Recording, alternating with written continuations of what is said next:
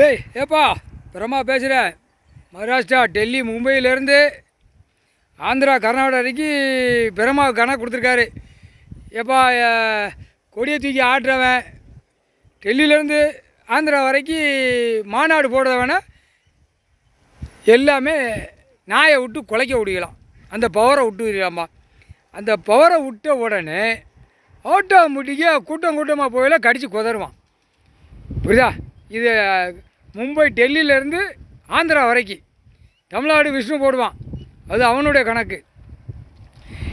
இப்போ கணக்கு ஊடாளப்பட்ட மாநிலத்தில் ஆந்திரா, இலங்கை, சுலோனு இதெல்லாம் இதோட சேர்ந்தது கணக்கு. சரியா?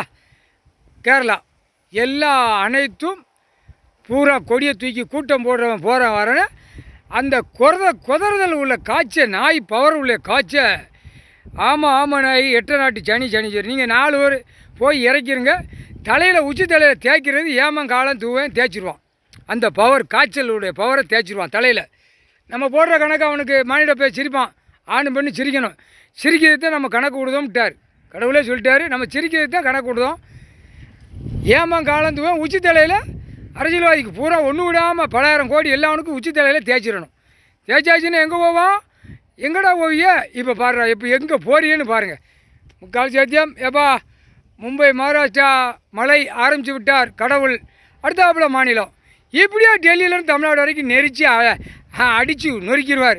2 கை காலை கப்பையை பிளந்து நிற்பான் அரசியல்வாதி. பிடிச்சி பாடுறா அப்படின்ட்டார். பிடிச்சி பாடுறா, இதாண்டா விளையாட்டு மானிட பேர்கிட்ட. இப்போ தாண்டா நானே பூமியில் இறங்கி விளையாடுதேன் அப்படின்ட்டார். கடவுளே போட்ட கணக்கு. முக்கால்